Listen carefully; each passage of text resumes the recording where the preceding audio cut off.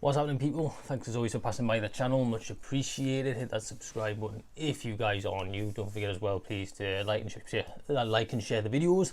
Big thank you to everyone who's been doing that. You guys are legends. Apologies, it's a later upload than usual for boxing reviews, but I had to run back from work on Saturday to go to a pub to go and catch the fights, so I actually missed a lot of the undercard. And yesterday I was working, I just got back and I was so goddamn tired. I just crashed out immediately, so I was like, well, I'll do it on Monday morning. It gives us more time to kind of process what went on. But the unfortunate thing is, not much to actually say about the main event of on Saturday, because such a shame the fight ended the way it did. The atmosphere though looked amazing. The fans really made an impact. Seeing fans back in a boxing stadium really is it was great to see. The Leeds fans really get behind Josh, hugely. So it makes me wonder what would have happened in the first fight had the fans been there. You never know. It also, kind of makes me think, if Josh had lost last night, what would have happened? I reckon it could have got canny nasty, to be honest. I heard there were some scraps in the crowd. But as the fight warmed up, Josh definitely looked to be the more active of the two. He was engaging Lara a lot in that first round. He was dipping in and out, and that's what I thought would happen due to the crowd egging him on. That kind of energy will spur you on. But I also thought that's what he shouldn't be doing. He needs to be tactful, needs to be, cautious in this fight. It's hard to see, obviously, after only 2 rounds, because how would have go out. But to be honest, Lara looked comfortable taking Josh's shots, and we know from that first fight that Josh is not comfortable in taking Lara's shots. Josh did have a very, very high guard, which suggests he kind of wanted to avoid that. So who knows how the fight would have gone. Could have gone either way, but I think Lara would have eventually been more comfortable of the two. Obviously a couple of headbutts happened, which did look accidental to me. And then the fight had to be ended because of that cut above Lara's eye. It looked just like a kind of nick initially, but it really just opened. Big, nasty cut. So it had to be ended, really. The fighter's health is the main priority here.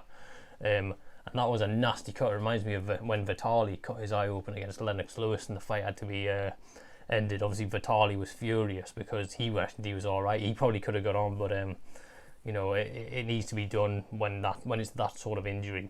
Lara will need plastic surgery on that eye as well, so it really did look gruesome. So I'm not even it's disappointing why it ended, but it doesn't kind of annoy me that much, because I'm like, his kind of health is more important than one little fight. They'll run it back as well. It'll sell out again. Maybe in a big arena, they might do it at Ellen Road or somewhere else around Leeds, but because there's still unfinished business there, there's still a fight to be had.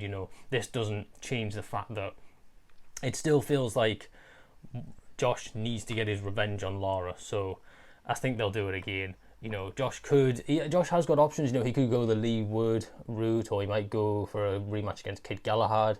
But in many ways, you could have it like a kind of, I don't know, like a mini tournament, like a knockout, final showdown. Have Lee Wood and Kid Galahad fight each other. Josh fights Lara, and then the winner of each of those fights fights each other. So we'll see. That's not a bad option. Katie Taylor, caught Katie Taylor's fight. She looked very good. Interesting to see what she's going to get up to next. Was it a knockdown? Hard to call. I don't know. I really don't know. But we might see her go up in weight to become a multiple weight world champion. She has plenty of options, and also she always has the option of fighting, like a Cyborg or a Nunes in kind of a cross competition fight, which is again options. So it'll be interesting to see where she goes. Conor Benn was another one which I did manage to see. Conor Benn seemed to get really worked up in that fight. He got really he really seemed to get frustrated and lose his temper a bit. And to be fair, Granados was being very slick. He was moving well. He was making a miss. I thought the scorecards were ridiculously harsh on Granados. I think Conor won, but I don't think the gap was as wide as the scorecards and judges had it. And to be honest, I think Granados could have engaged a little bit more. I think Conor would have still won, but I think Granados would have had a bit more credit had he engaged a bit more, and would have potentially been invited back to another card by Eddie, because Eddie doesn't mind if a fighter loses so long as they win the crowd, a bit like Gladiator. So it'll be interesting to see what happens with him next. I heard Conor Benn could be fighting Victor Ortiz, which is an option. I think Victor Ortiz will be good for 4 or 5 rounds, but I don't see him beating Conor Benn. I think Guerrero would have been a better option. Obviously, Guerrero was the one that recently beat Victor Ortiz. I think Guerrero would have been a much bigger step up for Conor. So, but Conor was looking good, but he still has a way to go in my view. He's just prone to making little mistakes and not keeping his head cool. He needs to learn to keep his head cool a bit more. The only other two I really noticed was Maxie Hughes and Ebony Bridges. Their fights were both very entertaining. So not a bad night of boxing. It's just such a shame the way the main event ended.